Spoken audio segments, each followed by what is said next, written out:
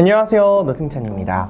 오늘은 요즘 떠오르고 있는 성분이죠. 바로 레티놀에 대해서 이야기를 해보려고 하는데요. 레티놀 좋다 이야기는 되게 많이 들었는데 어떻게 써야 되는지 모르시는 분들이 많이 계실 것 같아서 오늘 하나하나 좀 이야기해보려고 합니다.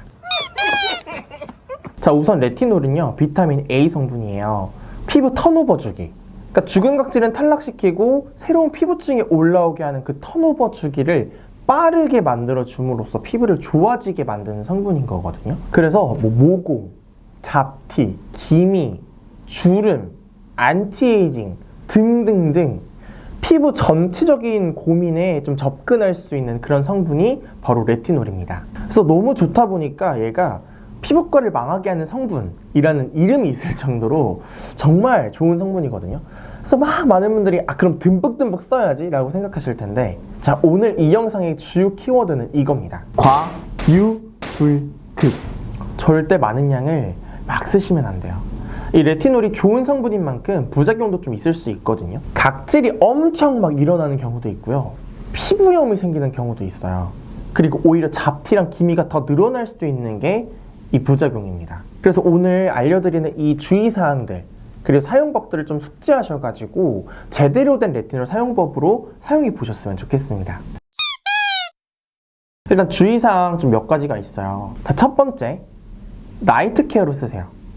이 레티놀이 자외선에 약한 성분이다 보니까 낮에 쓰시는 것보다는 밤에 쓰시는 거를 좀 추천드리고요. 두 번째, 무조건 낮에는 선크림 필수입니다.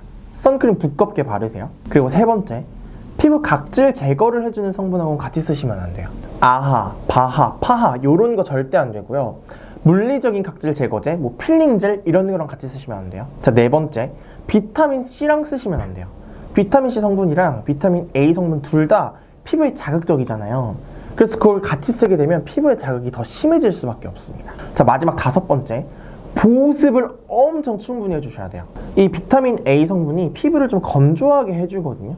그래서 보습을 정말 충분히 신경 써서 해주셔야 됩니다. 그래서 요 5가지만 좀 지켜주신다면 웬만한 분들은 레티놀 잘 쓸 수 있지 않을까 하는 생각이 들거든요. 그래서 저는 뭘 쓰고 있는지 좀 궁금하시죠? 보여드릴게요. 전 요거 쓰고 있습니다. 스티바 A 크림. 얘는 전문 의약품이에요. 그래서 의사한테 처방을 받으셔서 약국에서 구매를 하셔야 되는 의약품입니다. 비타민 A 성분에도 종류가 좀 여러 개거든요. 그 중에 가장 효과가 좋다고 하는 성분이 이 안에 들어있어요. 근데 이게요, 의약품이라고 했잖아요. 그러다 보니까 확실히 좀 세거든요. 그래서 사용하는 방법을 좀 조심해 주셔야 돼요. 적응기가 필요합니다. 한 3개월 정도? 저도 3개월 정도 적응기를 거쳤어요. 자, 첫 번째 첫 달은 3일에 한 번, 4일에 한 번씩 써주세요. 그리고 두 번째 달, 그 다음 달에는 격일에 한 번씩, 그리고 세 번째 달에는 매일매일 써주시는데 이걸 사용하는 양을 정말 신경 써서 쓰셔야 돼요. 얘 듬뿍 바르시면 안 돼요. 보여드릴게요. 정말 좁쌀만큼 바르셔야 돼요. 이 정도 바르셔야 돼요.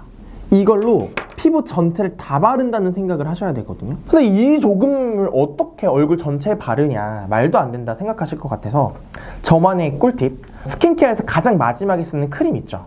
그 크림이랑 같이 써줘요. 이런 식으로 해서 같이 해서 믹스를 해주시는 거예요. 이렇게 믹스해서 피부에 얹어주시면 얼굴 전체 다 바를 수 있죠. 그리고 보습 역할을 해주니까 조금 덜 자극적으로 쓰실 수가 있어요. 제가 바르는 모습 보여드릴게요. 저는 적응기가 끝났기 때문에 좁쌀 한 2개 정도 크기로 바르고 있어요. 보습 크림이랑 같이 이렇게 믹스해서 발라주거든요. 입가랑 눈가는 피해서 발라주시고요. 넓은 부분 위주로, 그리고 좀 기름이 많이 나오는 그런 부분들 위주로 발라주시면 됩니다. 저도 이 크림을 작년 12월부터 쓰고 있거든요. 거의 1년 다 돼가잖아요. 근데 보이세요? 아직도 이만큼밖에 못 썼어요. 그러니까 정말 작은 양을 쓰다 보니까 많은 양을 쓰실 필요가 없는 거예요. 이걸 쓰잖아요. 확실히 피부가 좀 단단해진 느낌이, 물론 개인적인 느낌이긴 합니다만 그런 느낌이 좀 들어요. 그리고 이걸 쓰고 나서 주변에서 피부 왜 이렇게 좋아라는 이야기를 진짜 많이 들었어요. 근데 중요한 건 단종됐습니다. 올해 여름인가요? 단종이 됐다는 뉴스가 떴더라고요. 이거 평생 쓰려고 그랬는데 그래서 이제는 얘를 구하실 수가 없어요. 그럼 뭐 누구 놀리나? 지금 뭐 하나 싶으시죠? 그게 아니라 지금 이걸 사놓고 못 쓰시는 분들도 계실 것 같아서 어떻게 사용하는지 좀 보여드리려고 이 영상을 찍고 있는 거거든요. 그럼 저도 레티놀 쓰고 싶은데 뭘 쓰면 되나요? 라고 물어보실 것 같아서 이 스티바 A 크림을 좀 대체할 수 있는 제품을 보여드릴게요. 바로 이 디오디너리의 레티놀입니다. 이 디오디너리의 레티놀도요 0.2, 0.5 그리고 1% 이런 식으로 농도가 다 달라요.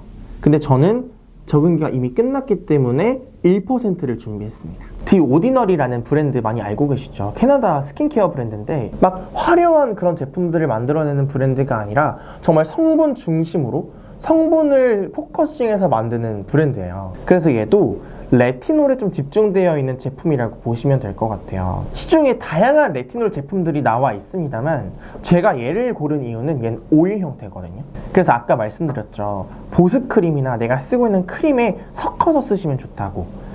얘가 딱 그러기 너무 좋아요. 자, 이렇게 보습크림을 짜놨잖아요.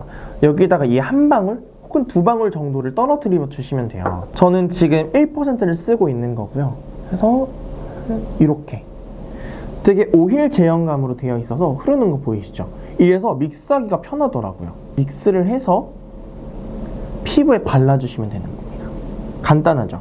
뭐 크림 타입의 제형들도 있고 시중에 많이 나와 있지만 아무래도 제대로 된 레티놀을 좀 잘 섞어버릴 수 있는 건 오일 타입이지 않을까 해서 이 디오디너리를 추천드립니다. 아무래도 원료 중심으로 만들다 보니까 빛이나 열에 민감하거든요. 그래서 얘를 냉장 보관해 주시는 게 가장 좋고요. 개봉 후에는 한 3개월 이내에 쓰시는 걸 권장한다고 나와 있더라고요. 내가 만약에 레티놀 초보다 그러면 0.2나 0.5부터 쓰시는 걸 추천드리고요. 그렇게 해서 3개월 정도 적응 기간 끝나면 1%로 올라오시는 걸 추천드립니다. 자, 그래서 스티바 A 크림도 보여드렸고 디오디너리의 레티놀도 보여드렸는데 나는 피부가 너무 예민해서 레티놀이 잘 저한테 맞는지 모르겠어요. 좀 더 순한 제품 없을까요? 하시는 분들에게 이거 추천드릴게요. 이게 메디힐에서 나온 더마 시너지 랩핑 마스크입니다. 레티놀하고 라하하고 같이 섞여 있는 제품이고요. 라하는 4세대 필링 성분인 거 아시죠? 저자극, 정말 순한 저자극의 필링 성분이라고 나온 게 이 라하기 때문에 이 두 가지를 섞음으로써 피부 결을 좀 정돈해 준다는 생각을 하시면 될 것 같아요. 확실히 쓰고 났을 때 피부가 좀 뺀질뺀질해지는 느낌이 들어서 얘로도 또 만족을 하시는 분들이 많이 계시더라고요. 저도 이제 레티놀 쓰다가 중간에 뭐 가끔 안 쓸 때도 있을 거 아니에요? 그럴 땐 이제 얘로 관리를 해주는 편이거든요. 뜯어서 보여드릴게요. 보이세요? 이렇게 얇고요. 그리고 되게 부들부들한 그런 면이라서 피부에 자극감 없이 편안하게 써보실 수 있어요. 이 안에 들어있는 에센스 양도 어마무시하더라고요. 지금 그냥 살짝만 얹어놨는데 이렇게 광이 도는 거 보이시죠? 이 정도로 정말 충분하게 레티놀 관리를 해보실 수가 있기 때문에 이 제품도 너무나도 추천드립니다. 자, 그래서 오늘 레티놀에 대해서 좀 이야기를 해봤어요. 레티놀을 사용하는 방법, 뭐 주의사항, 제품 추천까지 다양하게 좀 보여드렸는데 레티놀은 써도 좀 궁금한 게 많으실 거예요. 어떻게 써야 되는지 그런 것들은 댓글로 남겨주시면 제가 친절하게 좀 설명해 드리도록 하겠습니다. 자, 그래서 레티놀 쓰시고 피부 미인 되세요. 안녕.